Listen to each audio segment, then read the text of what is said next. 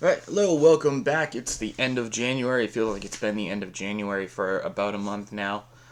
But I figured it's time to go over the video game pickups for the month of January.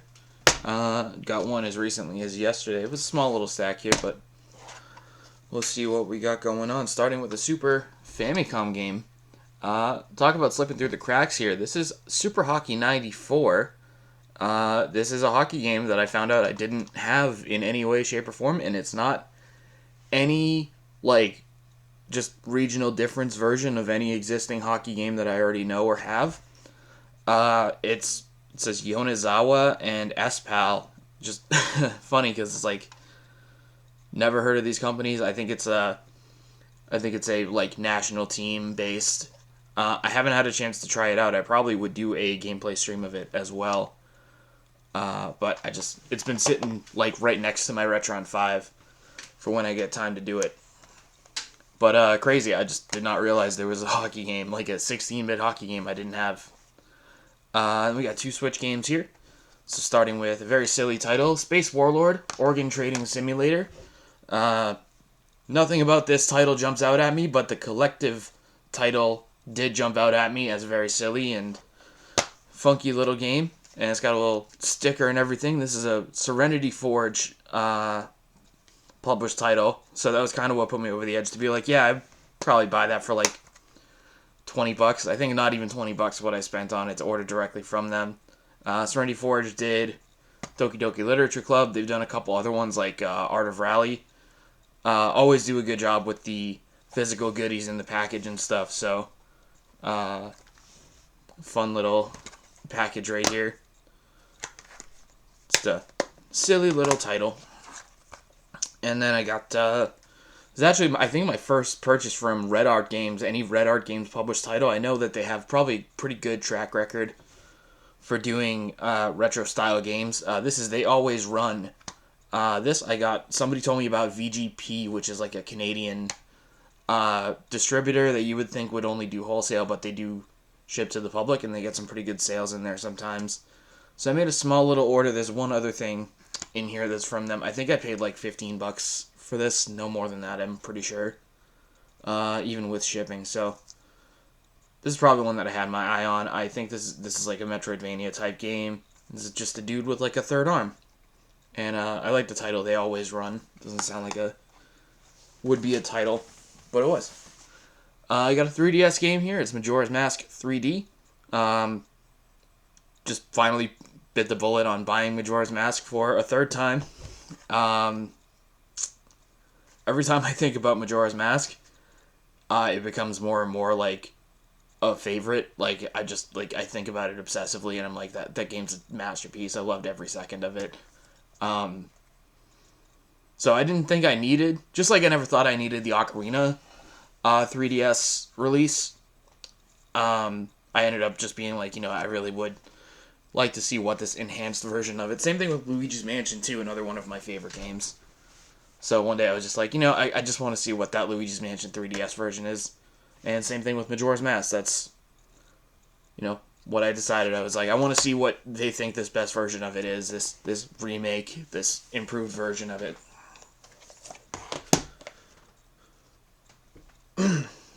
I got right here, NBA Jam Tournament Edition. Downsized a little bit on my arcade 1-ups. I got rid of both of my countertop size ones.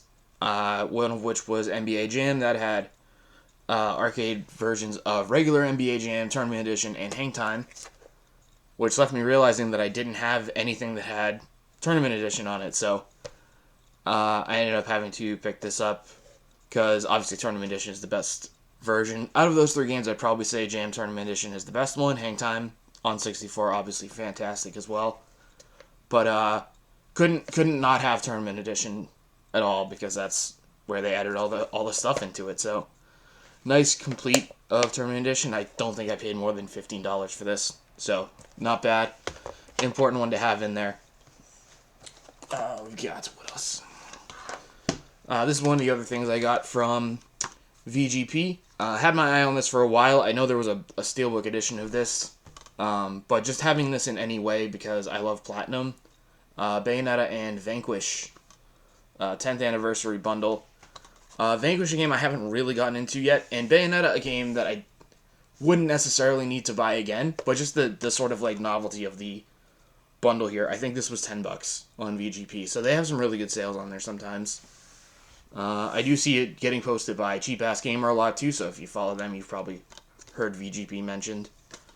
So I just wanted to get my hands on this cool little bundle because of my appreciation for the developer that put it out. Platinum Games, gotta love them. I got PS4, Zombies Ate My Neighbors, and Ghoul Patrol. Just having a physical copy of anything that had Ghoul Patrol on it. This was only like $25. I think they printed a lot of these, so the value on it hasn't been too particularly high, even for something as sought after and collectible as Zombies and Ghoul Patrol. Obviously, SNES cartridge of Ghoul Patrol, not very cheap, so.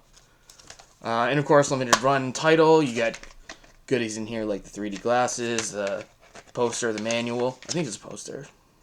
No, just a thick manual. But yeah, pretty good stuff there, especially to have Ghoul Patrol. I got 2 PS5 games right here. This actually just came yesterday, and I did not get the chance to see it up close. I just thought, I was like, that's pretty cheap, and has decent reviews, looks kind of cool. This is Gori, Cuddly Carnage, which, I mean, I probably could have had some idea about it. I didn't look very closely at all the other stuff going on this front cover here. So, it looked a lot less cringe when I was looking at it online.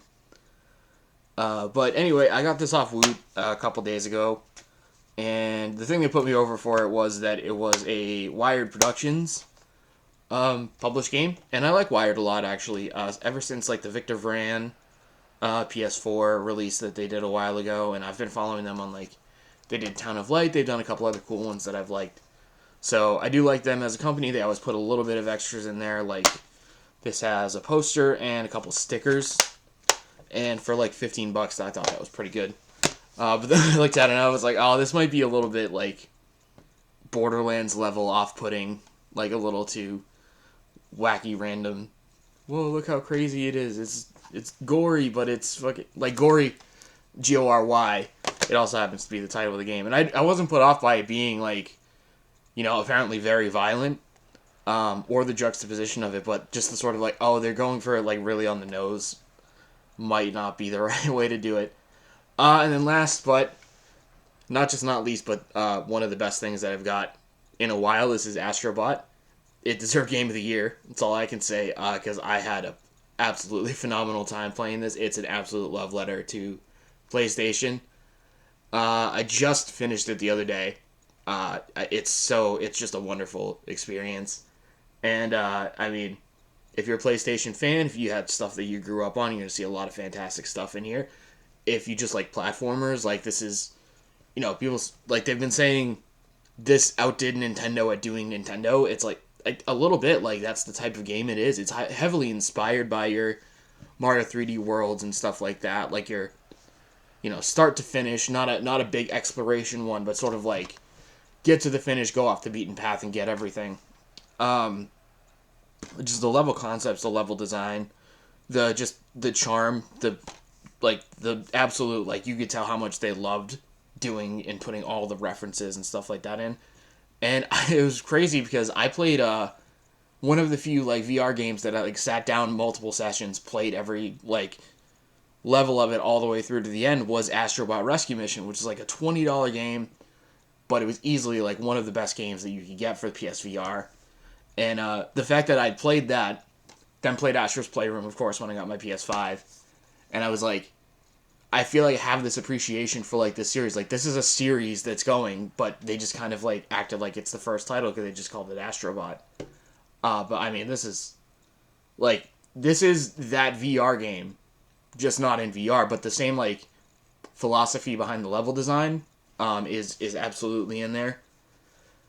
And they just did a lot more with this, like, you know, it's the PlayStation mascot now, so they're acting like it, and it just, it's really wonderful. It's a really, really good platformer. I can't recommend it enough. So, I saved that for last on purpose, because it was fantastic, and I knew I was going to ramble about it for a bit. So that is everything for January. We'll see what the next month brings. Website, getting some steady posts up on there, everything. I do something once a week. I have backlog, of course. I have, figuring out which games I'm going to do next now that I'm through playing all the games in chronological order for the first time. Just uploaded a music post about Ocarina, and I think I might get into a little bit more Ocarina going forward, because now I'm in the mood with that, just listening to the music. So check that out. Of course, ntndo64.com. And let me know what you'd like to see on Nintendo64.com as well, because you just let me know what direction to go in next. It's a big, wide open world for me to dive back into some stuff I've already done and do proper reviews and things. So, yeah, make a comment, send me a message, let me know what you want to see that's actually going to make you go on the website. And I'll see you next month. Hang in there, everybody. And, yeah, take it easy.